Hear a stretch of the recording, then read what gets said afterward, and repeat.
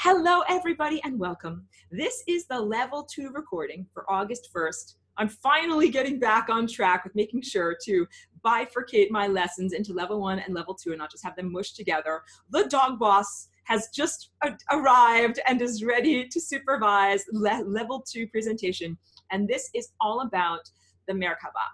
So this is the advanced presentation. So that means everyone here is already an expert. We already understand what I'm talking about when I say the Merkabah. Oh, wait. Oh, okay. One more question from level 1. Liz is asking, so causality is not important in beingness. Can you describe that more so that I can answer more fully? Because I'm not sure I understand the words that the vocabulary words that you're using. So can you phrase your question? Like, I need more meat and potatoes. I need to be able to really answer properly. So and let me just read one more thing. Brandon says the paintings, I understand completely, Brandon. We were talking about the pesky occupiers of the interstices in Brandon's paintings. So thank you for sharing them. I think it was very worthwhile. This presentation is all about the Merkabah as a tool for interdimensional travel. And if I go to share screen and my wonderfully organized images that I've got all prepared for today, this one should go down below. Hold on, we already looked at this one. I want to show you these two images. These are some pencil drawings that I did. So star tetrahedron. This means, what is a tetrahedron? A tetrahedron is a 4-sided pyramid. I'm holding this up in the thumbnail. I don't know if the class that's live can see it, but you should be able to see it in the recording on YouTube later. These are 4 equilateral triangles. They're equilateral. That means that they have equal lengths on each side and equal degrees at each angle. I'm getting the annotation. How do I annotate? Do it. I don't know how to annotate here. Come on, I can't bring up the little thing. Each one of these angles, I hope I'm pointing to it and you can see it. I just don't know why my pencil's not working, is a 60-degree angle. So all of these edges are the same length and all of these angles are the same angle. So I had just held up the raw ingredients for one tetrahedron. When we have 2 tetrahedra together at these complementary angles here, we have one pointing up and one pointing down. This is what makes the star tetrahedron shape. And if I show you this drawing over here, yeah, now you should be able to see it. There we go. Really wish I could do the annotation. Annotate. Like, come on, what do I have to press to make this? There's like a little pencil that jumps up. Oh, there we go, annotate. Awesome, guys, it worked. I know sometimes it's just like a little bit of a challenge. So this painting over here shows the interrelationship of that star tetrahedron shape. So this is if I were to show this one has an element that's pointing forward to the camera that we're just not seeing, and the other one has an element that is pointing away from the camera that we're just not seeing. But you can see we've got that basic star tetrahedron shape and how it relates to the chakras or the energy systems on your body that look like vortices. So here's one. Oh, that didn't draw properly at all. I'm just super, super fast sketching these. And here's the other one down here. So this is actually half of a chakra. It's like one hourglass shape, relates to that star tetrahedron. So there's an interrelationship between creating that star tetrahedron and how it relates to the chakras or the time aspects of your being. Let me go to this video down here. Wait. Okay, done with the annotation. How do I do this? Hi guys, sometimes I don't know. I'm squinting, I'm scrolling. There, I just have to stop share. Okay, I will go back to this. Now we'll go to this. So I did this animation. No, I want to just put this down here. No, there we go, good. Oh my goodness, sometimes it works. This animation. Okay, so how did I do this animation? First I drew kind of like sketches, rough hieroglyphics, and sent them to a professional animator who has the software and the hardware necessary to be able to render these types of images. So now I'm going to rewind. So here is how we perform the Merkabah, and this is, I just need to drink a little bit. Recap for anyone who's an expert in this class. And then I'll get into Merkabah for interdimensional travel. So the whole idea is we have one of these pyramids that faces upward. And that is a very specific area of, okay, organize my thoughts here. A Merkabah can be used in 3 different ways. The first one is just as a basic energetic immune system, where we are blocking out energy that we do not wish to come inside of us, but welcoming in the energy that we do wish, exactly the same way that a immune system blocks out pathogens from your body, but allows in beneficial microbes. So that the very first thing that we practice and become an expert at is spinning your Merkabah and just creating a shield around yourself. So you can see this Merkabah is spinning. What there is an aspect to it, begins in this position. You have the front face in front of your face. That's a horrible way of saying it, but that pane of glass that is like that front part is in front of your face like a pane of glass. And it begins, the part that sticks out behind your spine, I'm a woman, I spin that around to the right. So that's what you're seeing here. See that spinning around from outside of the spine. And at the same time that we are visualizing that with your inner eye, you begin to visualize the complementary pyramid that has a vertex that sticks out at the level of your heart. So I hope you can see my cursor. I'm putting it right there on that vertex that sticks out at the level of the heart from the participant in this Merkabah. And that vertex begins to spin around to the left. This is how I do it because I'm a woman. If you find it more, or whatever, this is my approach to doing it. If you find it more comfortable to spin in the opposite complementary directions, I encourage you to do so. This is the basics of just creating a Merkabah shield. And I do this all the time to block out crap, to block out the pesky occupiers of the interstices, to block out anything that I don't want to have happen to me. And I put Merkabahs around myself, my dog, here, go back to my face. You can use, this is for the basics, you can use a Merkabah to protect your bank account, your car. You know something, before I get in my car and drive to the grocery store, I put a Merkabah around my car. I put a Merkabah around my steering wheel, around my tires. I put a Merkabah around the actual road, the actual pathway that I will drive on to go on down to the store and see myself returning safely and coming back to my garage and putting my car away in my garage. So you can put a Merkabah around your physical body. I do that right before I do my flying rainbow lasagna. Around a loved one, I do it around Cheeky. So Cheeky and I would like to go and walk to the local dog park, and there are lots of other dogs there, and sometimes they run around without their leashes. And dogs like to play together, but you got to make sure that everything is done safely. Like, you can't just live your life, sheltered in a box, you're never going out. That's safer, but it's not a good quality of existence.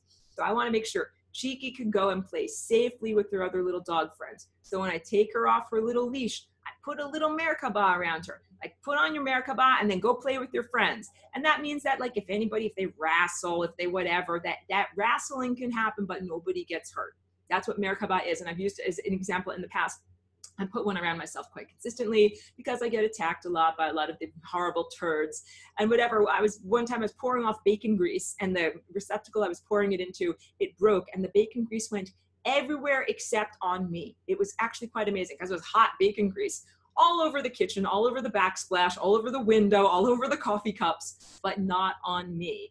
And so because I've got a shield up, it means the event happened, but it happened in a way so that it was not harmful to me. So this is the idea of basic Merkabah for protection. I also put a Merkabah around all of my digital aspects of self, all these videos, images that I have of myself online, because there are some beings that will try to be like, oh, I'm like a voodoo doll. I'm going to take an image of you online and I'm going to poke and prod the image and hope that that energy gets to you. So it's very effective in this modern day and age, just like you got to have passwords and encryption and all sorts of stuff like that, and VPNs for privacy. Do Merkabah around your digital presence. So I do that around any online banking that I have, around my face, if I'm sharing my face in videos or on social media. So that's part one, Merkabah as energetic immune system. And someone asked me, like, Aurora, do you do a Merkabah around your bed before you go to sleep at night? It's like, yes, I do. Actually, I kind of noticed myself as I was going to sleep, because now I do it so easily. It's like tying my shoes. So when you're a little kid and you're learning how to tie your shoes, you're like, you have to focus. You have to be like, okay, this loop goes this way, then this loop goes this way, and then they tie together. Then now you're an adult, you're tying your shoes while you're also like holding a cup of coffee, balancing a tray of bagels, and smoking a tobacco, and talking on your phone at the same time. Like, you can tie your shoes very, very easily. So I have done the Merkabah so consistently that now I do it just very easily, like as easily as we tie our shoes. So as I was falling asleep, I'm like, yeah, I do a merkaba around my bed in my bedroom. I do a merkaba around my actual house and perimeters of grounds. I do a merkaba around my astral form that is now going to go into a sleep state. And, you know, just like if I were going to go in my car to the grocery store, I put a merkaba around my ability to go into the dream world and then return safely. Okay, so the first thing is energetic immune system. The second thing is merkaba for manifesting. So if we go back to this wonderful image, and so I contributed to the creation of this image, and also this image itself was made by a professional animator. So, and I'll also, I attribute that when I share this animation in various places. So the next thing is for manifestation. When we start to get these guys spinning, and it's its own practice to be able to consistently keep all of the chainsaws juggling at the same time to keep this thing spinning. The vertically aligned initial pyramid that points upward, that one is the one of specific desires. And then the one that points downward is the one of being receptive. And what we're doing here is cosmic lovemaking. And this is, again, review for anyone who's done the level 1 Merkabah work. This is, again, first you learn to make an immune system, then you learn to begin to do cosmic lovemaking, which requires respectful partnership, where it's just like if you have a partner and you say, hey, I'd like this, blah, blah, blah. And your partner says, well, I'd like this, blah, blah, blah. And then you have to find a common ground in your collaboration. So the upward pointing pyramid is when you begin to envision that for manifestation, you put in all the specifics. Go back to my face. If you want to manifest dessert, you put in the specifics. Like, I want to eat Cherry Garcia ice cream on Tuesday in a blue dish and, you know, sitting with my dog friend Cheeky. And then in the receptive pyramid, when you begin that manifestation, what you say is, I'm looking for a summertime treat that feels cool and creamy, something that's sweet and delicious and makes me feel like celebrating. And it leaves open the opportunity for a little bit of dealer's choice. Because if you do that, then what you might end up actually getting is like frozen custard, or, you know, gelato, or whatever, lime ices, or something that's not exactly Cherry Garcia ice cream, but it has a similar what you're looking for type of vibe. You get fulfilled anyway. And this is important because we're talking about transforming your experience of time. Like if you're very, very specific and you're like, I want to manifest a blue shirt. It has to be a blue shirt. It has to look like this. It has to be this. It can only be this on this day at this time from this person. But it's like the cosmos is like, well, I've got an aquamarine shirt that is available next week and is coming from someone else. And if you're like, no, only this way, only this, then you're missing out on a lot, because the aquamarine shirt might be really super awesome and it might be exactly what you want. So the creation of reality in terms of using the Merkabah is just like being a respectful musician and your ability to collaborate with other musicians, because you're like, I want to play this, and someone else might be like, okay, that's cool that you want to play that, but I want to play this. And let's see if we can find a common ground where these two things play together and we both sound good. So those are the first two aspects of using the Merkabah. And then the third one is for interdimensional travel. And that's what I want to focus on in terms of this presentation today.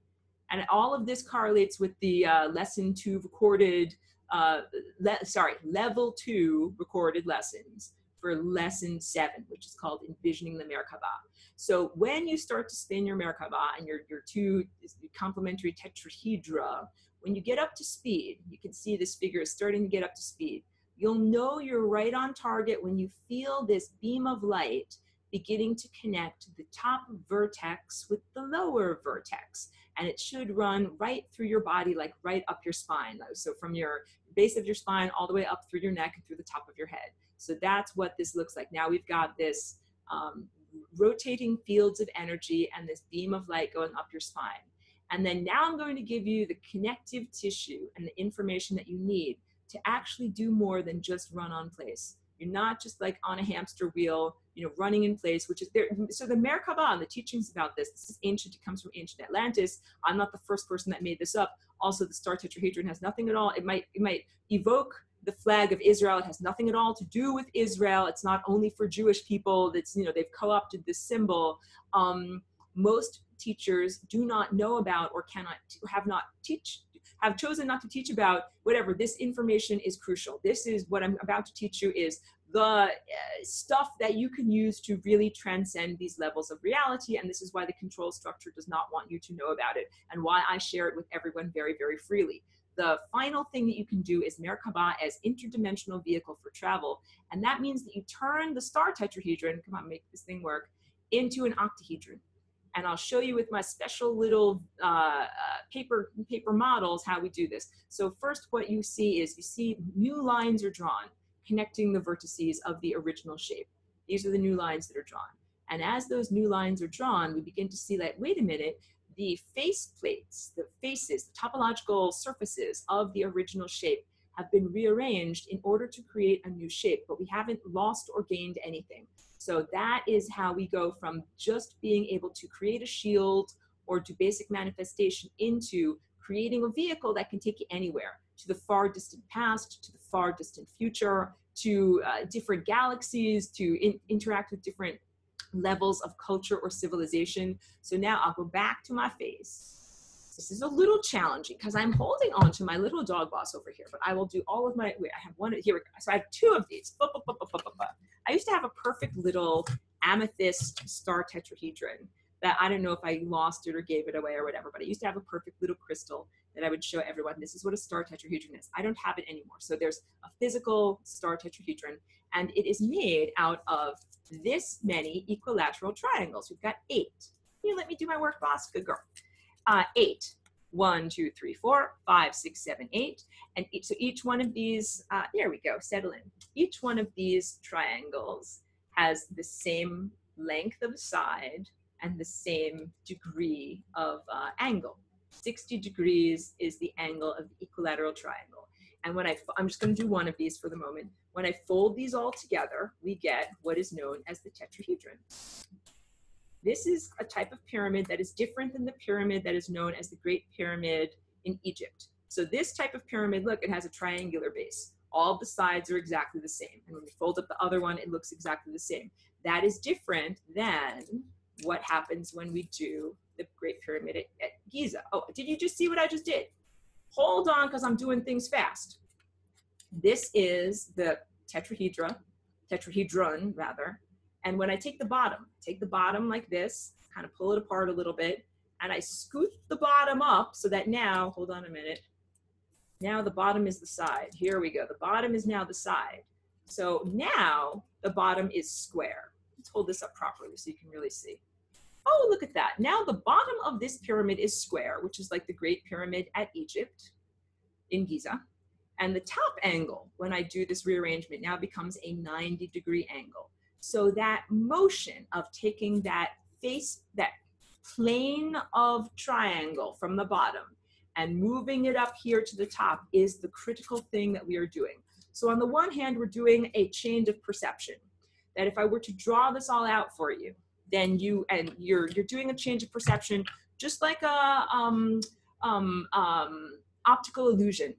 You know, if I show you one of these optical illusions, I've got one of them here. The flip-flop that you're doing with the optical illusion is between wait, hold on a second, I'll get the optical illusion. It's a flip-flop of perception. Go back to this so that I can get this picture. Here, hold on, it's in class lectures. I have to scroll down, and let's see if I can find it. Here it is, perfectly waiting for me. Just have to get it on board. There we go. Okay, so wait a second. Now I have to close this down.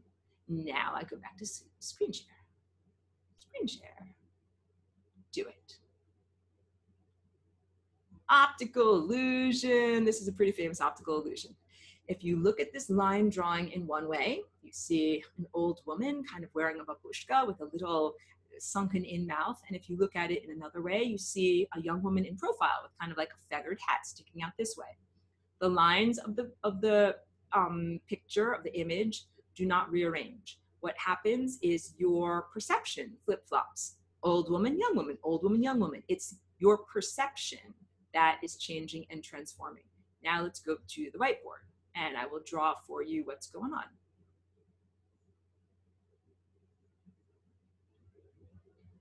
Clear away from last presentation. Get a color you can actually see. Here is the cross section of the star tetrahedron. And in order to turn into an octahedron, what we do is add more lines. So we're connecting these two vertices or corners of the pyramid, and these two over here. And then I'm also connecting these guys over here and these guys over here. And it's not the best drawing, but you're getting it. And these guys over here and these guys over here. So by doing that, what I'm now asking you to do, and I'll get a different color. What I'm now asking you to do is reinterpret this line drawing so that where I'm making this red triangle and scribbling over it, so that we look at that as the front. We look at that as the front of a octagonal, octahedral pyramid that has a square base. Here, I'll show you with a different color where the square base is. So here's the square base. I hope you can see green making the square. That's really, really scribbly, but there's the square base. And then here's one side of the pyramid, and here's another side of the pyramid, and here's the front of the square bottomed pyramid. And then of course there's another side that's in the back that we can't actually see. So when we are doing this rearrangement with our perception, we're not gaining or losing energy. We still have 8 shapes. The original, so remember I had 8 of these to begin with, 4 and 4, I had 8 of these to begin with. Let's count off the sides, and I'm going to kind of color in these sides so that you can kind of see them a little bit better. We've got a side there, we've got a side here in the front. Let's count off the sides together, okay? The front, that's 1, 2, 3, go back to my whiteboard, 4, and then 5, 6, 7, and there's one more in the back that we can't see, 8. So we still have 8 sides, but we have rearranged them. Now I'll go back to my face. Hold on a minute. So we're doing great. Shiki's like, what's going on? You're moving around a lot.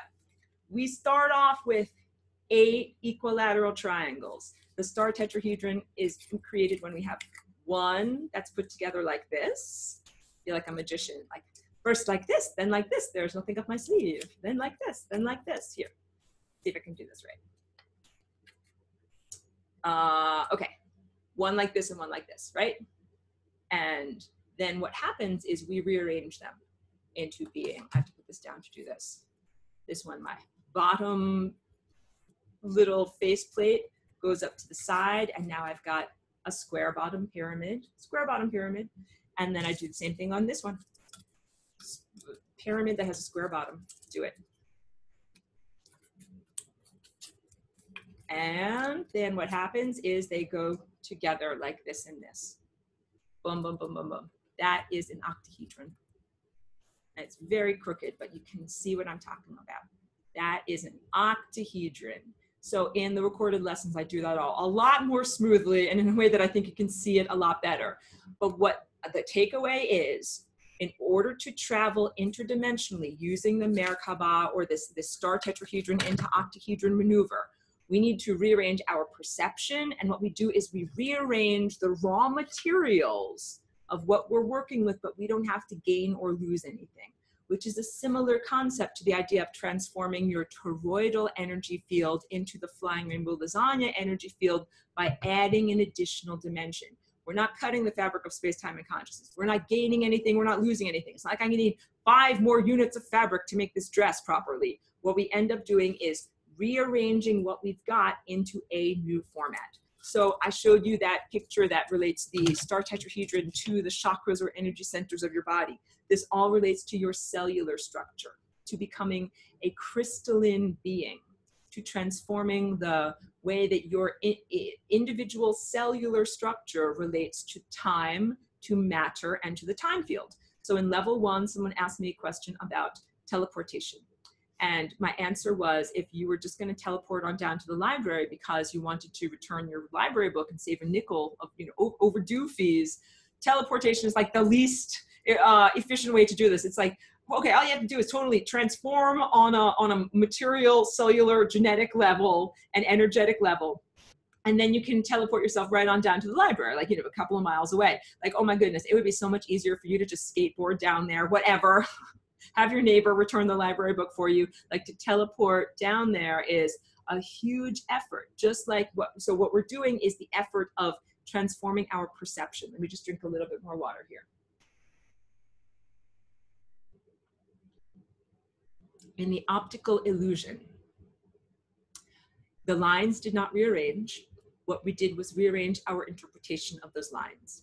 When I show you this animation, and I'm showing it going from a star tetrahedron into an octahedron, we're not rearranging the lines. What we are doing is rearranging our perception of reality. There's a fly in here driving us crazy. We're rearranging our perception of time, events, space, and definition of self, okay? And let me just drink a little bit more water, and I'll tell you all of the things that you need to know about when you're going to travel interdimensionally. Okay, so big takeaway. Most teachers up until this point have taught everybody, yes, the Merkabah is a thing, it's in existence, but most teachers don't teach you this last crucial thing that you should learn in order to be able to really use this to go someplace. This is just like getting your driver's license when you're a teenager, or when you're in young adulthood. So the first two lessons of becoming a virtuoso of using the Merkabah have to do with, you're just working with yourself, like you're creating a immune system with yourself, around your own body. And then as you become more adept, you then have to take responsibility and become a partner with the cosmos and make sure that you are manifesting from an appropriate place, like, in terms of your agenda. I have so many funny stories about manifesting with my Merkabah and having my wishes be fulfilled in cruelly ironic or distorted ways, and then having to say to the cosmos, hey, that's not what I meant. And so it's just like when you're learning to draw, sometimes you start to draw and you're like, okay, like that face doesn't look quite right. Like, how do I draw a nose? How do I draw an ear? How do you have to learn how to create reality effectively? So I, through trial and error, had many errors in my use of the Merkabah. And also, I'll tell you, you're allowed to do this work. I felt every time that I did it that there was this force that was saying, like, who do you think you are? Like, who do you think you are that you're going to do this and manifest reality? So there's all these limitations and constraints. Some of them are genetic. Some of them are biological. Some of them are social. Some of them are religious. Just like when you start to do the flying rainbow lasagna dance, you're rearranging reality. Your mommy might come up inside and be like, I never taught you to do that. Who do you think you are? Like, our family would be ashamed. Whatever it is, your mommy, your daddy, your religion, President of the United States, the Pope, whatever is the control system that says, hey, you're not allowed to do this. I will affirm to you, you are allowed to do this, but you must, need to be responsible. Just like if you're going to ride a bicycle or drive a car or do anything, you need to be responsible. So the practice of mitigating your own agenda with and being able to mesh harmoniously with the agenda of the cosmos is the big next lesson. That's, part two, where you learn upward pointing pyramid and downward pointing pyramid. And you start to learn how to be a respectful dance partner. Like, I'm going to do this and you're going to do this, and we're going to have a beautiful tango or a beautiful waltz together. And all of this, it's cumulative. It's just like first you learn to crawl, then you learn to walk, then you learn to run. So this third thing that I'm focusing on here today, and I'll keep the link to the animation that I have on YouTube too. I'll put it in the description so that everybody can watch this as many times as they want to. Is the third thing is when you become a real virtuoso and you're able to do more than just run in place, run on the hamster wheel in this moment. You begin to become capable of transcending the moment and transcending where you are. So that means you can hop in and out of reality. So here are the things that I would say to everyone as you begin to get up to this level of virtuoso and expertise. Just like if I were teaching people about, if I were a driver instructor, I'm a good driver. I can do parallel parking. I'm telling you guys, I had to. I lived in New York for, not New York State, but I would travel to New York City. I had to park in New York City on the street many, many times. And that is like, you gotta have skills, because otherwise you have to pay $20, $40 for parking. Like, no, learn how to parallel park. So I'm a good driver and I'm a good driving instructor. So here, just like if I was teaching a young person how to drive, what is the first thing you do? The first thing you do is you got to get safety, be safe in the way that you're doing everything. So you recognize, like, to wear your seatbelt. And part of safety is also preparation. Like, you're not safe if you don't know where you're going. If you're like, okay, I'm just going to get in my car and just start randomly driving around, because you could drive into some place that's dangerous to be. And that would be the equivalent of not knowing where you're going in the astral realm. Astral meaning the realm of pure mind. all right? There's horrible, horrible monsters in the realm of pure mind. It's not a safe place. And that's it. Part of becoming just like a responsible citizen in the regular world. If you get a car, that's like, oh, great. You can drive to like the worst crackhead neighborhoods now if you want to. You can, drive to an industrial neighborhood that's full of toxins and pollution. Like, you don't want to go there. So the part of safety is, wear your safety belt and learn all of the different things you have to do in terms of looking at your mirrors and being aware of other traffic. And also have itinerary. Have your itinerary, know where you're going. Some neighborhoods are safe, some neighborhoods are not safe. So we're talking about neighborhoods of the astral realm. Some neighborhoods of the astral realm or the realm of pure thought creation are not safe. They are horrible, hellish places, and there are traps. You can get trapped. It's just like if you drive to a wrong neighborhood and you get a flat tire and someone, whatever, is going to hijack your car. That can happen. You don't want that to happen. So that's a big part of it. Do you have enough gas to get to where you want to go? That's also part of safety. If I was going to teach a young person how to drive, be like, here's the keys to my car. It has, a sliver of gas. It's almost on E. And just, drive to New York City. Just drive to Times Square. You'll be totally fine. Like, no, that's not safe because Times Square is full of like robbers and prostitutes, and also because you don't have enough gas to get there and get back. And so you have to kind of learn where it is safe to go. Make sure you have enough resources. So what's the equivalent of gas? It's that unconditional love. It's that mental focus and the capacity to get, when people say get out of their body, let's say focus your attention on a different aspect of self. That's not the mundane aspect of self.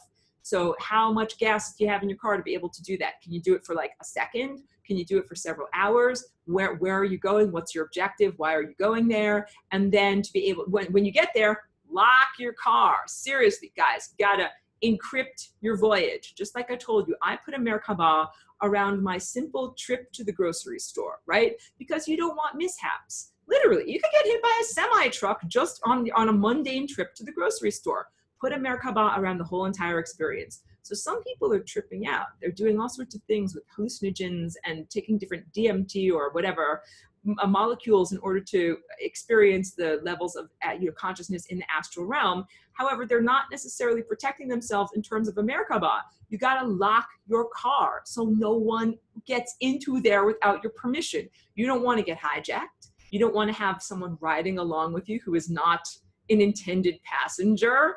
You don't want to have someone just blatantly steal your car. So those equivalents would be like if you got a entity attachment, like you took a drug, opened up your car, didn't lock it, someone else came into your car as a passenger, and then you couldn't get rid of them. You're like trying to, get them out the passenger side, and they're like, no, I'm here to stay. Or what if they push you out? They're like, oh, nice car, I'll take it and drive it around now. That would be like demonic possession. Someone else took over your body without your permission. None of these things are cool. So this is really, really huge because I know lots of people have been experimenting with LSD or DMT or whatever it is, and not everybody is doing this protection shield that they should be doing first. And then not everybody has a clear flight plan. That's what the word I was looking for. When you're going to get in a small aircraft, you're going to private pilot, you have to file a flight plan with your local airport. And you have to say, oh, I'm taking off at this time and I'm going to go in this direction. I'm going to land at this airport. That's fair. So if you're going to have a DMT journey, it's like you need a flight plan. Where are you coming from? Where are you going to? And then the air traffic controllers, they watch your flight. You should have someone watching your flight when you're doing hallucinogenic stuff to make sure that you're actually going where you're supposed to go and returning. So you lock your vehicle to make sure no one carjacks you, or you don't get any passengers, that you get unwanted passengers, and make sure that you have enough gas to return effectively. And then that's the beginning of driver safety. Let me get to some of these questions. Okay, good question from Joelle. Joelle is asking about how fast the Merkabah spins. Is it a personal preference? You will know it is something that is felt. So I cannot tell you, 22 beats per minute, or 22 RPMs or something like that. The answer is you will know when your shields are spinning at the optimum rate, when you feel that line of light that is going up and down your own spine, from the base of your spine all the way up to the top of your head. So all of this it's experience. It's just like if I'm the music teacher and I'm telling you, oh, yeah, we're going to play this music.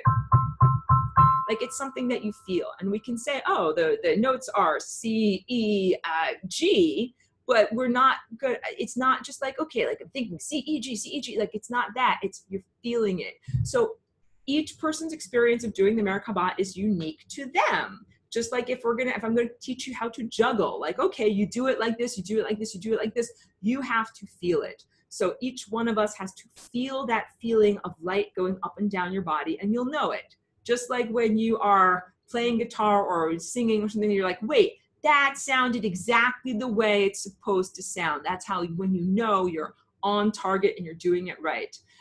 Ben is saying, great animation, would like to see it looped. Absolutely. So I'll add the link in the description. I have an image of this that's a little bit longer and has a voiceover on YouTube. And yeah, I think it's downloadable or whatever. You should be able to download it and save it to your hard drive and do whatever you want to so that you could watch it over and over again.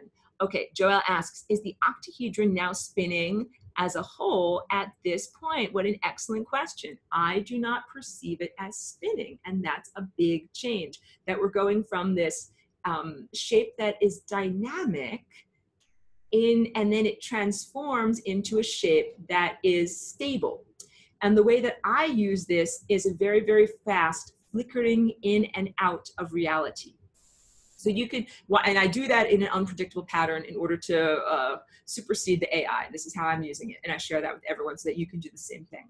So instead of being like, okay, like I'm going to put my Merkabah around me, I'm going to make it an octahedron, I'm going to hop out of reality and just be out of reality for however many minutes subjective time. What I do is I'm like, I'm going to do star tetrahedron, octahedron, tetra, octa, tetra, octa, tetra, octa, tetra, octa, back and forth in a very fast and unpredictable pattern, so that it's like my molecules of my body are hopping in and out of reality so that it's less predictable. Just like I was telling you with the predictability of Newtonian physics. If object A is orbiting across the sky and we know it's going to be here at this time, then I can F with you. I can screw with you by being over here and, a gun. I'm going to make a gun or a knife be there when you're there too.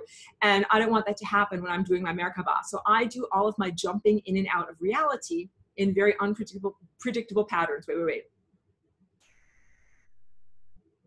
So here's a good example of hopping out of reality, what it felt like to me with an observer too.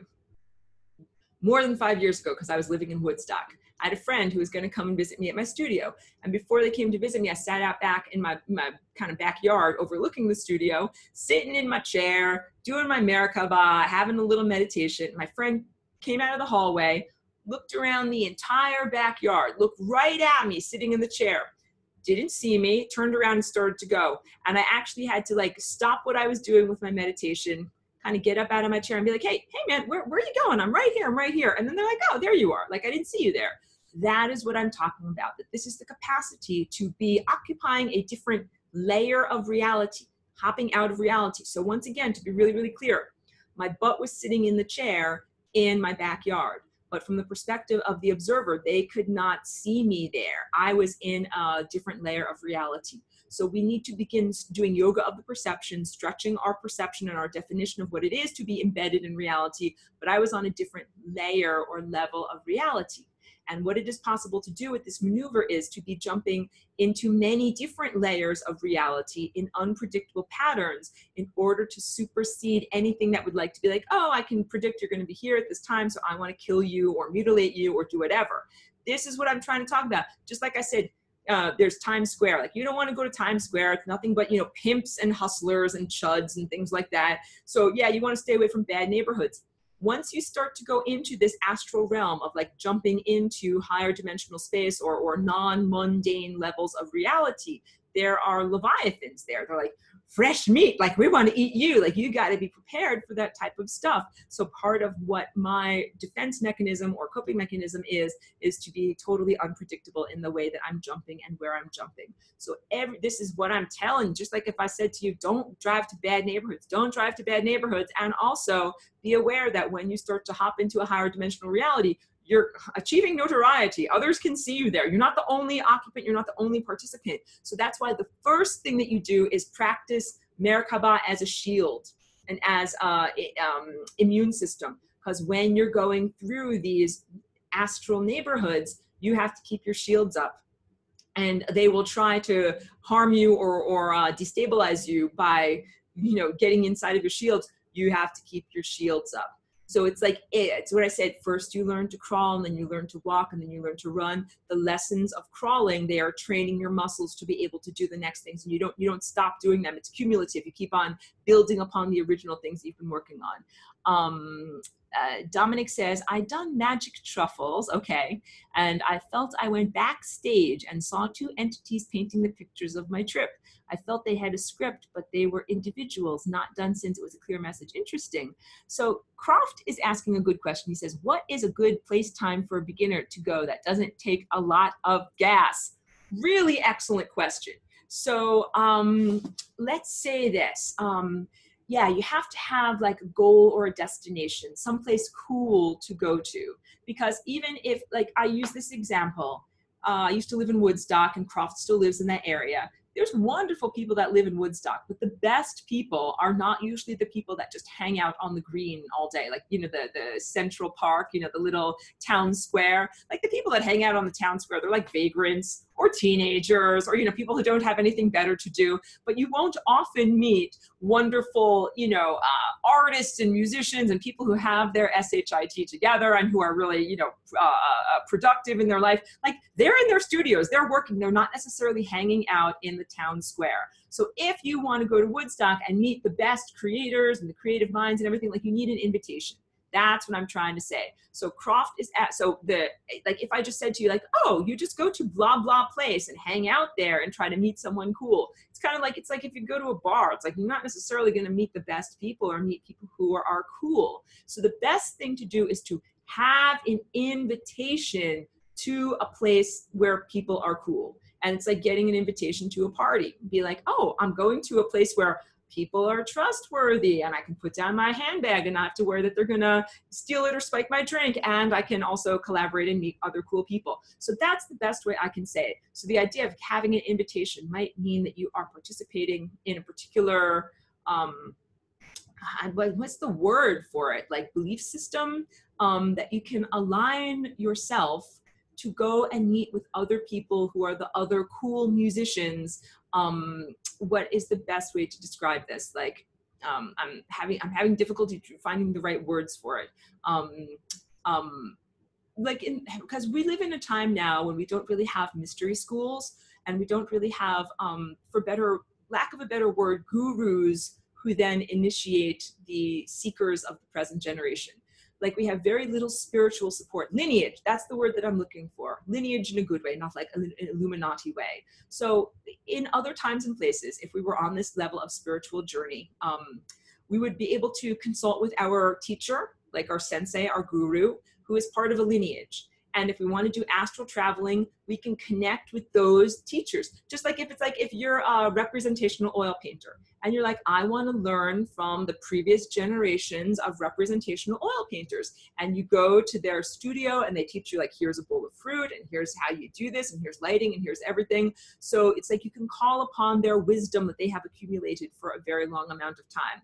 And most of us right now, most of us as seekers, don't have that connection to a wise teacher who is trustworthy, who is connected to a lineage of wise teachers who are also trustworthy. So it can be very challenging once we start to do this driving around in our interdimensional vehicle. How do we do it safe? Who's safe? Who's cool? How do we do this safely? So, and I know that many of these thought systems or lineages are hijacked, or they are, they've got distortion. So you can't just be like, I choose Buddhism, I choose Hinduism, whatever. Like, if it's not, you can't just be like, okay, I'm just going to choose that and eat the whole sandwich, and, worms and all. Like, you can't, because not everything is cool. So my best explanation would be like to find, well, maybe you have already a trustworthy lineage, or people that you can draw upon. Like, in the indigenous world, it would be ancestors. It would be previous generations who have already done this journey. I'm drinking water because it's very hot. Who have already done this journey and who already exist in that realm of pure mind. And they're happy to guide you. They're happy to meet with you. And it's a challenge because, like, I mean, my biological heritage is not Native American, so I don't have that connection to the indigenous cultures of this place. So that, ideally, that is what we would be able to connect with. So I guess in whatever practice it is possible for a person to do, to find the good neighborhoods and then be invited by those, that's usually what happens. It's usually like, hey kid, like you seem like a cool kid, don't hang out with these losers, like come over here to this cool party and hang out with us because you don't belong with those losers. I think that that's kind of the best approach at this point, but it means that then you have to be somewhere to be like at an uncool party full of uncool people to have them come along and then like look for you and want you to go someplace cool. So yeah, I have to get a better answer for this than just to leave everybody hanging, because I tell everyone, like, go where you have an invitation, but how do you get an invitation?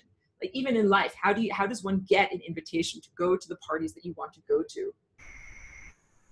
So I guess you have to meet someone and know someone, but not in a corrupted way. Like in this world, it's very corrupt. How do you get into the good parties? There's got to be a good way for each one of us to connect higher dimensionally to beings who are fun and wonderful and go with them. So, I mean, okay, I'm just thinking, how do I do this myself? So for many years, like, you know, I just did it on my own. Now when I do Flying Rainbow Lasagna, everything, there's a whole band there. There's a whole symphony there. So I have found through first doing my personal practice on my own, and then, you know, getting rid of the evil ones that are not supposed to be in the band and only focusing, collaborating with the other good musicians. Now I find whenever I go into this higher dimensional space, I'm surrounded by cool people, and I have the capacity to block out the uncool people. So that perhaps that is the best approach. Like, first begin by cultivating yourself, getting yourself in tune, making sure that your music is good, your music is cool, and going into this astral or higher dimensional state, like as a singular person. And then, you know, getting rid of the evil people that are trying to come in around you and connecting with the other people that are also cool. So part of it, I guess, is a journey of discernment, of being able to tell in that higher dimensional space who is a friend, who is an ally, who do you want to interact with and who do you not want to interact with. And those are the same lessons that we face, even if I'm down here at the local coffee shop. Coffee shop is full of all sorts of different people, and some of them are horrible psychopathic losers, and some of them are wonderful people, and we use our inner guidance system to be able to feel and tell who's who, and hopefully we do a good job. If you don't do a good job, it's like, okay, like chalk that one up to life lessons learned, moving on, like let's get away from that person. I hope I did enough answering on that, because those are really, really good questions. So the answer is there are, you know, social networks and networks of consciousness in the higher dimensional realm, just as there are in the mundane world. And what's fair in the higher dimensional realm is that we really do gravitate towards, or, you know, work with people that are very, very similar to us in levels of, you know, mentality and perspective. But also, like, I get attacked by evil beings all the time, and I'm not evil. So just be aware of that evil beings are non-discriminatory. They're like, I want to eat you, I want to eat you, I want to eat everyone. They just want to eat everyone. They're just horrible losers. So they are not coming up to you because you are evil or a loser or anything like that. They're just like, it's like, not even homeless people, because homeless people can be just good people down on their luck, but these are like the equivalent of interdimensional homeless people. And they're like, I want to wash your windshield. I want to wash your windshield. Like, whatever. Like, you don't want to be anywhere near them. So it's part of it is getting away from them, and then just surrounding yourself only with the other good players. And let's say, what does it feel like when I'm with the other good players? I'm able to comfortably do my music, and I'm not worried about singing too loud internally. And they're also able to do their comfortable music and be who they are, their true self. And we integrate and mesh very well, harmoniously. So it's just like if you're a musician and you're in the groove and it feels really good. It should never feel exhausting. It should never feel tiring. And it should never be exploitive, where it's like, I'm getting more from you than you're getting from me, or you should never be controlled by something that's higher dimensional. I hope I did enough describing that. SJ, so, okay, wait. So SJ, Sarah Jane is saying, I love that. As you are talking about the Merkabah, your FRL sculpture is slowly spinning in the background. Awesome. Yeah, I got lots of fans on because it's so hot here, so I'm happy to see it spinning. Joelle says, good question. Can we all imagine create a safe FRLers interdimensional cafe to meet at? Yes, absolutely, you can. So this is the beginning of dream work. So we can, I don't do it necessarily when I sleep at night, because sometimes it's hard for me to actually get asleep and stay asleep. I do it during my daily meditations. So I'm already doing it, and you're all already invited. I have what I call inner class, and I connect with anybody in this class who wants to be in the telepathic class, and many people who aren't on this video, but who are seekers on the path and who are here in this world right now. And some of them might be well known, like some person who might have written a book that, oh, I know that guy, he wrote a book and now I'm talking to him telepathically, or they might be totally anonymous. So, and I connect a lot with indigenous communities. And there are very, very beautiful people that are in that community. And it's hard for me to make friends with them in the mundane world because they're very insulated and they don't interact with the outer world that much. So this is they're part of it too. So yeah, everybody is invited to come along and be part of the FRL Cafe Society and be part of the Telepathic Society. And also, if let's say if I'm doing my Telepathic Meditation Society at 3 p.m., right? And you don't have to do yours at 3 p.m. You can do yours at 5:20, or you can do yours in 10 years. And you can fold the fabric of time, space, and consciousness to come back to that moment at 3 p.m. when I was having interdimensional telepathic class with everyone else. Yeah, Ben is saying, great idea, Joelle, FRL Cafe. So, you know, just like in the same way that I have my interdimensional download, my CNET, where I have things like how to encrypt your DNA, like how to do this, how to do that. Let's say I'm now with this video formally declaring the FRL Cafe is open in the astral realm for members of this class who might be formally enrolled students on the video, or who they might be in a different language. Like I connect with a lot of people that are meditators from the Far East and they do not speak English, and they are still very much a part of this journey. So there's all sorts of different people that show up there. Oh, it's going to be wonderful, and we're going to serve really good food. Okay, wonderful. I'm loving this already. Dominic says some of the methods require a ceremony to get the ability, not just the teaching. That's what the initiation is. I'm agreeing with you.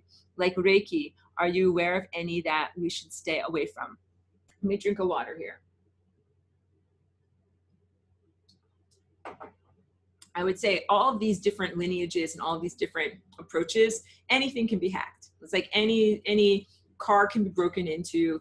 There should be security on everything, but anything can be hijacked. So no matter what you're participating in, you always have to do your own personal protection. Just like if your body, with your body, you always have to have your own immune system to keep out pathogens, no matter where you go. So if you are connecting to anything, I'm just rereading what you read here. Okay, if you are connecting to any different thought structure or lineage or whatever, you have to make sure that you stay in integrity. So I've heard different things about Reiki. Some people have said Reiki is, oh, what is happening here? My thing is making a thing. Okay. For some reason, it tried to do a backup. I hope that didn't disturb my video. Reiki.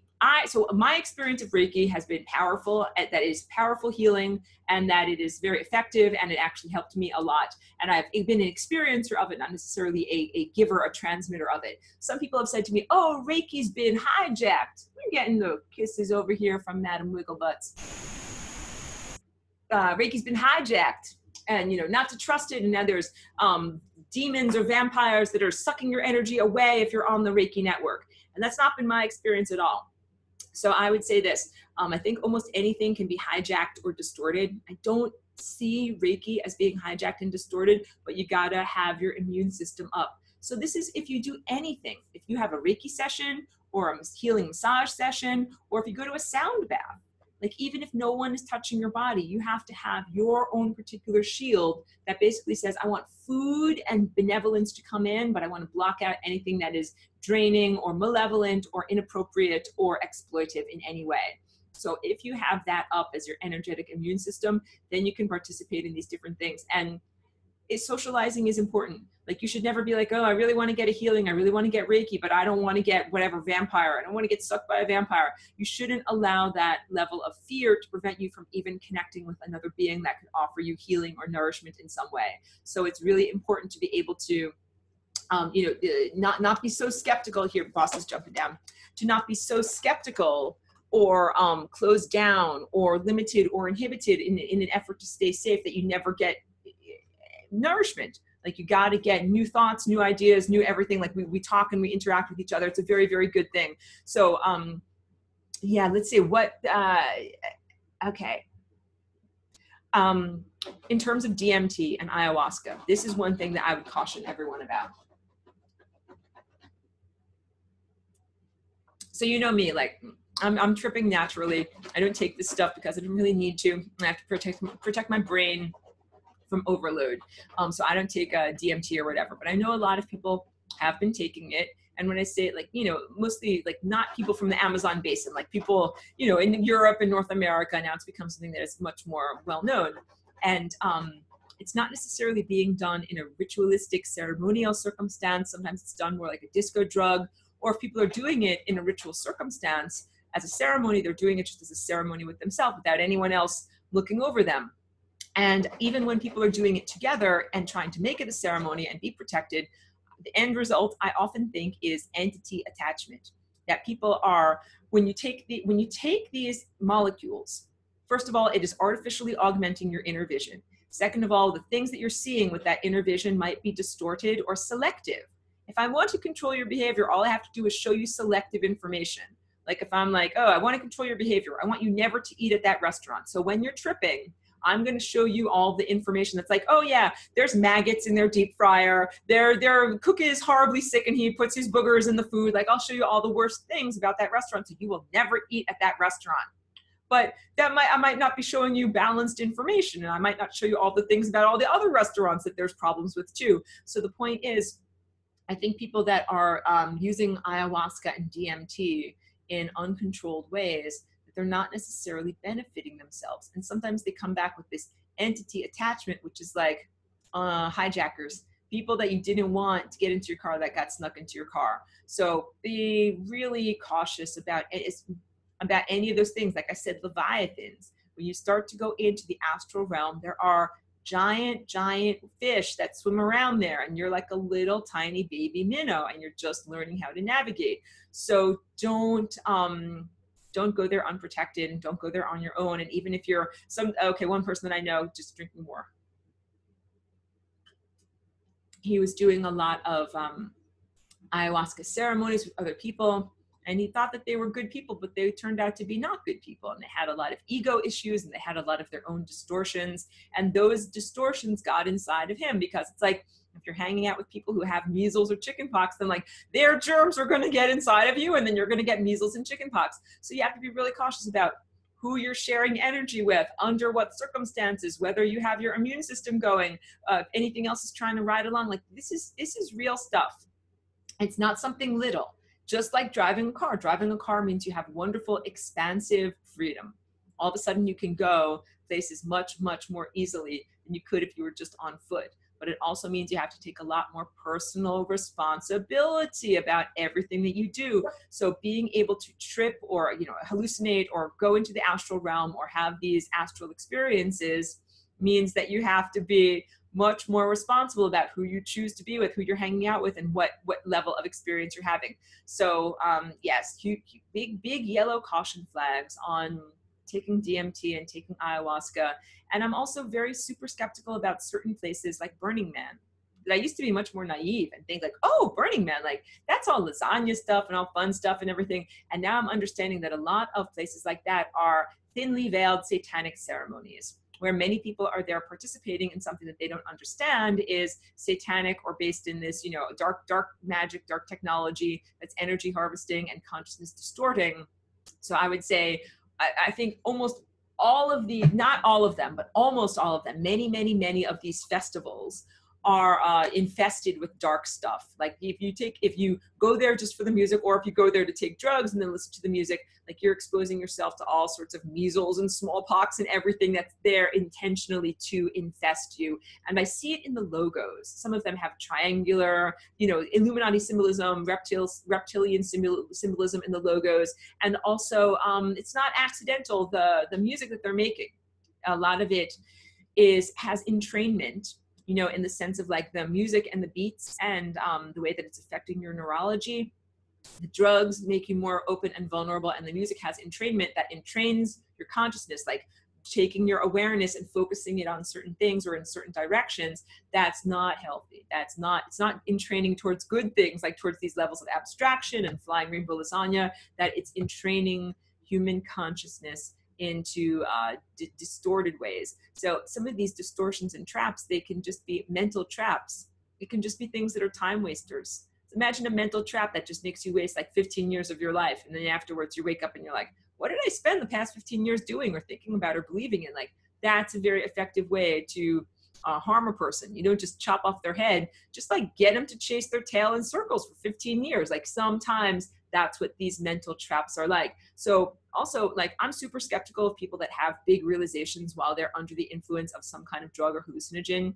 And I'm including like methamphetamine here. I didn't used to understand this, but methamphetamine opens people up to a type of psychosis or false story of the world.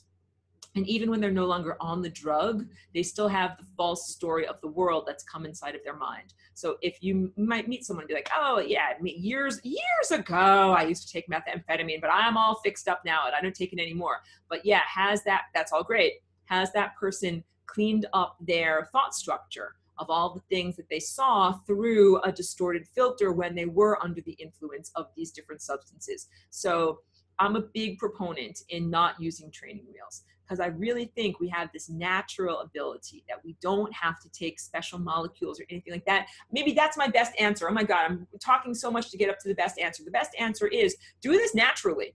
Do this naturally without having to take any kind of DMT or ayahuasca or technology or magical headband or anything like that. Because it's like if you're a runner, and you actually do the exercise and you actually build the muscles, then you have prepared yourself for the experience of running.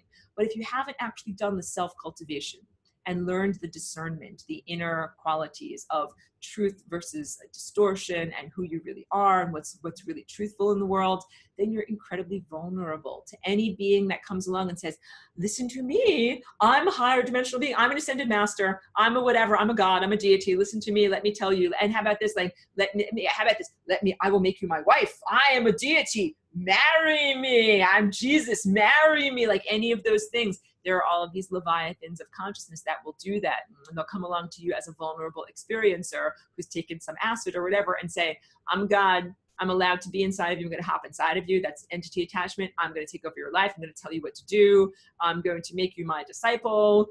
You'll be a modern day Jesus or a modern day Mary. And even things like whatever, like, have sex with that person over there, whatever, have a baby, any of those things those are all distortions. And that's like driving to the wrong neighborhood and getting hijacked, getting carjacked. And then you're not actually driving your car in your life, doing what you actually want to do. Okay, drinking. Okay, Joelle is saying, yay, we all have an invite now. Come for some FRL eats and FRL lattes. So, okay, I have had wonderful experiences in the higher dimensional or astral realm with beings who are very loving and benevolent, and they've fed me actual wonderful food there. And the food is food of the mind. And so in order to eat that food, you actually have to have the mental capacity, the mouth to eat and taste with it. And so that was a big part of it, was getting to the level in my inner development where I could focus and sustain my concentration enough to be able to receive that level of food. So what it felt like to me was like, imagine a little shot glass of sparkling, effervescent, like fairy juice. And it was just like a very brief impression. Like I tasted it, I felt it come inside of me and kind of like go down my throat, like fairy champagne, but it was just very fast and very fleeting. And that's because, and this was also several years ago, I didn't have the focus and concentration to be able to sustain the experience for longer than a moment. Now we're starting to understand. When I say do it naturally, do it with your own muscles, it means you have gained the muscles of attention and consciousness concentration to be able to sustain the experience. I have to talk about this too. Hold on a second.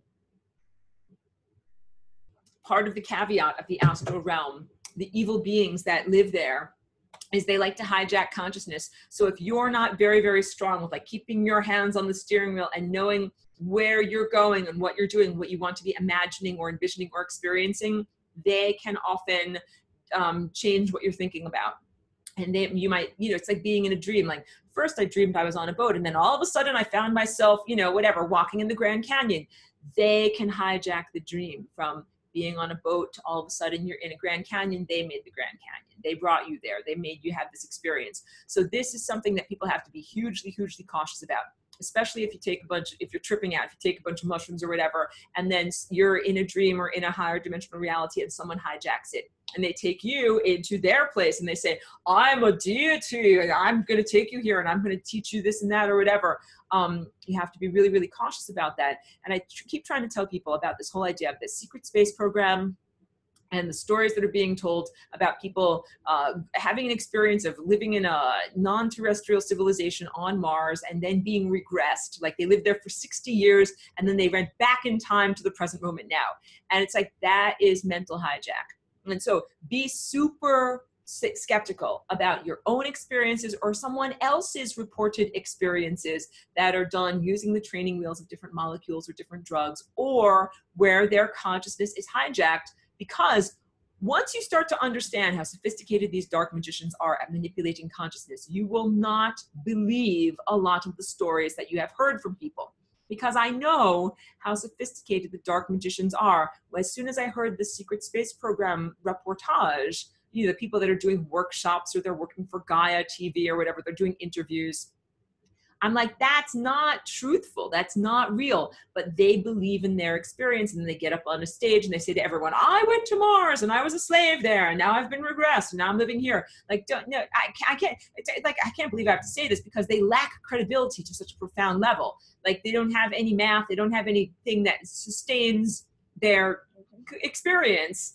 Like even if you went on an interdimensional voyage, even if you couldn't bring back a thing, an artifact, like a glass, we can't bring back an actual glass from our vacation, but you can bring back some concept. Like if you went to a foreign country, you couldn't bring back something in your suitcase, but you could bring back a song. I went to this other country. I learned a song in Japanese and then I brought it back here and I can sing it for you and prove to you that I went to Japan. They don't come back with anything like that from Mars. They just come back with a cockamamie story that is literally about how their inner experience got hijacked on the astral. And a lot of the time these hijacking experiences happen as cover memories for ritual abuse, that people are actually being raped or tortured or sodomized. And because it is so profoundly disturbing to their mind, they cannot actually recognize that that's what happened to them. So then they have this cover memory implanted that's like, oh, I had a magical adventure. We flew on a unicorn. We flew to Mars. We flew to wherever. So you got to be super, super cautious and skeptical of all of that. And I didn't understand this. Like I met someone who had been a former methamphetamine user and they're like, don't worry, I'm totally cleaned up now and everything. And I'm always like giving everyone the benefit of the doubt. And I didn't understand until I learned much later that they had been in meth psychosis and they had watched all sorts of videos and built up a story in their mind of reality that was totally not truthful. And it took a long time for me to understand that that was all connected to their experiences of using different substances. So if someone takes mushrooms, even though I'm not anti-drug, but mushrooms are like a very natural form of this, but you can still, if you trip out on mushrooms and then and then I learned that I was part of the Anunnaki and then I learned that I'm a starseed and I learned that I'm this and that because you tripped out on mushrooms, you got to be super skeptical of every insight that you had while you were augmented in that way. And why you learned those things under that experience, as opposed to why didn't you just wake up one morning with, and have that, like drinking your coffee, be like, oh yeah, I was once an Anunnaki. Why didn't you just get that experience in your daily waking consciousness over coffee? You have to ask yourself that. So that's why I'm a huge proponent for do it in the natural way, because with the natural way, you will gain all of the muscles. You'll have all of the capacity to do your own discernment of what's truthful and what's not truthful. And also you've got your own higher guide, that librarian of the cosmos that tells you, here's the most important thing that you need to learn about yourself right now. And then learn about this and then learn about this, as opposed to taking something that's very irrelevant or peripheral and teaching that to someone. It's like if you have a child, you want to teach your child the important things first, like that, teach them about this and about this, not take something that's unimportant or peripheral or very distortive and teach that to them as the primary lesson of their experience. So, okay, wait. More questions. Dominic says, is it 432 hertz that's best in music, and is this going to increase or decrease with the earth frequency? So there's various different tunings, harmonic tunings that are benevolent or harmonious to your own natural biological tuning. 432 is one of them. There's also 528. This is like saying we can do various different types of rainbows. Like we can do a pastel rainbow that has, kind of, muted colors. We can do a rainbow that starts with like a very magenta or hot pink, or one that starts with a fire engine red, as opposed to pink. So there's different calibrations. That's the idea. I would say that the music that we make might have to change or transform as our bodies change and transform, and as the earth body changes and transforms. For right now, I find 432 feels good to me, and I have some instruments that are tuned to that, but also 528 is another very nice, perfectly nice spectrum with which to paint. It's just a slightly different palette. Chris says that he started using 852 hertz lately. So all of this, it's like what minerals your body needs. Like my body needs a lot of sodium. I eat a lot of salt. Everybody might not need that. So everybody do what feels right to your particular body. I'm not going to dictate to anybody else. So yeah, Dominic says, what do you use? I thought about tuning forks. So I use my instruments actually across the room. That it looks like a bunch of tubes, like wind chimes or a xylophone, arranged horizontally, and I play it with 2 mallets, and the A note, it has 8 notes. The A note on that note, which would be here. The A note on my piano here is tuned to 440, but the A note on that xylophone instrument is tuned to 432. So I play that, and I find that I integrate with it very well on a cellular level. Oh, this is a good point. Chris is saying they can imitate your loved ones too. The beings that are the astral creeps, the monsters. Yeah, absolutely. They can come along and they can say, I'm Jesus, or whatever deity you want to worship. I'm Hindu, I'm Krishna, I'm whoever, I'm a Native American shaman. They can also pretend to be your grandma, your grandpa. These are all the masks. Wear a mask to hide their horrible, ugly face. So yeah, the part of our journey is activating the higher dimensional viewpoint is a journey of discernment. And when I said we don't logic our way across the room, you see it. You see it. So I'm going to make a prediction here, or what is going on, not a prediction, an ongoing description. We are now, as embodied humans, beginning to see very clearly who is demonic. Like I said, Peter Strzok at that congressional hearing, I was so laughing at all of the memes that came after that, like literal horns coming out of the guy's head, or like, he looks like he's got fangs or something like that. It's that obvious. It is becoming that obvious. So when you are driving your interdimensional car, your Merkabah, and you're going someplace, and you're like, oh, like that's a horrible, ugly monster. Like it's a horrible, ugly monster. You don't have to be like, oh, maybe it's a perfectly nice monster. Like that Bugs Bunny, it's an old cartoon where he's like in the castle, and the monster's like this big, giant, orange, like kind of like Wookiee thing. And Bugs Bunny is like, oh, I'm going to do your hair. And he's doing his hair. He's like, you're such an interesting monster. Like, no, you should not like say it's an interesting monster. You should not try to do its hair, nothing like that. It's a monster. It is what it is, and you don't have to interact with it. So yeah, you have to be able to become perceptive enough to tell who do you want to interact with and who do you not want to interact with on an astral level and on a physical level. And I think everyone in the physical is now starting to have much like the They Live sunglasses. They're putting on the glasses and they're like, wait, that guy's an actual demon. I don't want him to be running the country, or like, I don't want that guy to be the banker that I have to put my bank money in the bank with. Yeah, so you have to watch out that they might be wearing a mask. So Liz is now saying a good comment. She says cannabis. So here's my take on cannabis. Here's my juice. I drink raw cannabis juice, which is not psychoactive. I do a lot with CBD, which I classify it as non-psychoactive, but let's say it's not psychedelic. It's not like, when you take a lot of THC and you feel like you're tripping, you're in another world, you're having an otherworldly experience. That's not my experience of CBD at all. So I take raw juice and CBD throughout the day, and I do tinctures and other, vaporizing and things like that. And then I do take THC. I take a small amount of it at night before I go to bed because the CBD is very stimulative to me.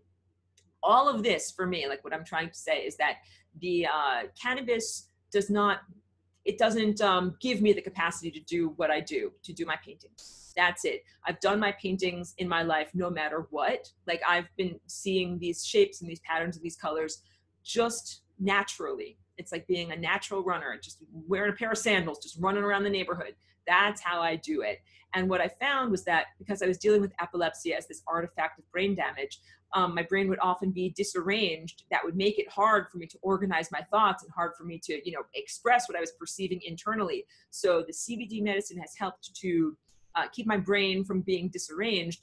and allowed these natural processes to really blossom and to really flourish. So once I started to get CBD, it stabilized my brain is what I'm trying to say. It didn't give me anything that I wasn't already doing. I was already doing these paintings for many, many years. But what happened was when I moved to California and I was able to get raw cannabis and CBD medicine, I found that my brain was stabilized and then I could be more consistently productive. Like I didn't spend time having seizures or recovering in bed or having head pain or any of the things that used to slow me down and prevent me from doing my work. So yeah, the cannabis is something that I use to keep my body healthy and stable.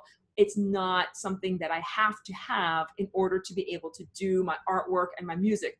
But I'll also tell you, once I started to get access to CBD, my music flourished because having brain instability would make it hard for me to be able to concentrate on music projects. Like you forget, like you're trying to learn a song and you have seizures and then you're like, you can't even remember what the song was that you were learning. So it's just like when little children have this problem too, and they're profoundly epileptic and they're trying to learn how to read or like learn how to do anything, and it becomes very disruptive to their learning process. So stabilizing my brain meant that I could now have a nice stable learning process. So it allowed me to build on the foundation of music. I could remember the things that I was learning and build on their foundation. So that's how it helped me in my music. But again, it didn't give me anything that I didn't already have. I already had all these musical tendencies or talents inside of me, and this just gave me like a stability to be able to express it. Because sometimes I speak about cannabis on my videos, and some people talk about their challenges in terms of using it or terms of overusing it or the way that it affects their body. So I would say everybody has to find the exact amounts and the time of day and the way that you use it, and the way that you ingest it that helps you as opposed to diminishes you. Like I'll also tell you the way that I use cannabis does not bring me into I'm not tripping. That's what I'm trying to say. I'm not high, I'm not tripping. Like I find a way to do it so that I am clear-headed and my memory is good, and I don't have a problem with psychoactivity. Like if you want to eat a magic brownie and then listen to Jimi Hendrix, like that's fantastic. But also if you're going to do something like that, you should make a merkaba around yourself, protect yourself. And also I think having an intention is very good. That's like what filing the flight plan. Earlier I was saying like find a lineage and something like that that you can connect with and that can protect you. You can also have an intention. If you're like, hey, I want to learn about my body processes, or I want to learn about the origin of blah, blah disease, or I want to learn about my family dynamic, or I want to learn about the ecosystem of Earth and the way that plants and animals work together, like have a purpose for taking what you're taking or doing what you're doing, not just like kind of, bumbling around and, willing to get into misadventures. Like it's important to like, why do you want to do this? Why do you want to eat that magic brownie? What are you hoping to get out of it? To examine all of those and come up with good answers, good questions to that. So Salu says, drugs feel so artificial compared to the real thing. I'm absolutely agreeing with you. I think that they're training wheels, and I think that they're not effective in terms of daily use. Like you cannot take LSD every day. Like you're not going to be a functional person. And also it has a huge toll on the physical neurology. You can't trip all the time. You're going to fry. And so, yeah, I think that it's really worth it to become a real athlete and really do the work, do the inner cultivation to be able to get to this level without having to smoke or drink or drop anything. And also there's the question of purity of substances. There's a lot of impure party drugs that are around where it's like, there's crazy crap in the manufacture process, and you don't want to be exposed to all the crazy stuff that's in there. Salu says, in relation to previous discussion about ayahuasca, etc. Yeah. I'm absolutely agreeing with you. Wait, let me drink this. So some people, when they come into my studio and they look at my paintings, they're like, hey, this is just like what I saw when I was on ayahuasca. And I'm like, that's a very nice confirmation, because I know this is a real place. I know this is a real place that I'm painting. So other people might need to, drink ayahuasca and be in a special ceremony in order to get to that level of mentality. But also like, I go there every day. I'm in that level of mentality every day so that I can do my painting, so that I can do this work. Like it's in order for it to be practical, to be doing it on a daily basis. Like you can't take ayahuasca every day. You would be like throwing up and pooping all the time. Like it's just not practical. So there has to be a way to be able to do this without having to take some external magical elixir that has a biological, after effect where you have to recover or whatever like that. And it's your birthright. We're all supposed to have these activated higher faculties that allow us to do this level of perception without augmentation. We're not supposed to have implants. We're not supposed to have fake boobs. We're supposed to have the real thing, the real body parts. And so that's the whole answer here, is like, don't settle for less. Don't settle for some, mechanical prosthesis. Get your real superpowers, and then you can do this all the time. Yeah, flight plan is a good guideline. Very good, Ben. Okay, so I'm going to end. Thank you so much for being with me, everyone. Thank you. I know that sometimes I range far and wide in these discussions. This is the end of level 2. I'm going to end the recording. Thank you for everyone, all of your great comments and participation. And again, what I want to do is encourage everyone to enroll. Like, it's not just a sales pitch, because I'm telling you, like, I'm not just trying to get as many dollars as I possibly can out of you, even though it absolutely helps me to sustain my creative presence here. This is really about, I recognize, in terms of understanding things, it's very valuable to take the recorded lessons and actually watch them in conjunction with what I'm teaching with the weekly live presentations, because I did my best and show you guys about this. I have videos that are even more extensive and detailed in showing the way that everything fits together. So I would encourage and invite everyone to enroll, not merely because I am a profiteer, but instead because I actually want to share this information as widely as possible. And again, it's wonderful. There are lots of other teachers that are teaching about the Merkabah. I think it's worthy information to have people teach about. Not everybody knows about or has taught about that idea of transforming from star tetrahedron to octahedron. And that's the thing that it's like the ignition to actually make your car go. And I'm not keeping anything secret. I want everyone, I think it's appropriate at this point in the journey for everyone to have access to all information. But also, if you're just like a tiny child of 4 years old, like you're not ready to drive the car yet, you have to practice and blah, blah, blah, and then get to the point of being able to drive your car. So understand that it is something that it's like a pinnacle to be able to do this work, to do this astral work and work of the pure mind. So, and it's not that you have to be a very old person to do it, but you have to, just like training for a marathon, you have to put in the concerted effort in order to cultivate yourself to get to these levels. So thank you very much. I'm ending the recording, and thank you very much for everyone who participated.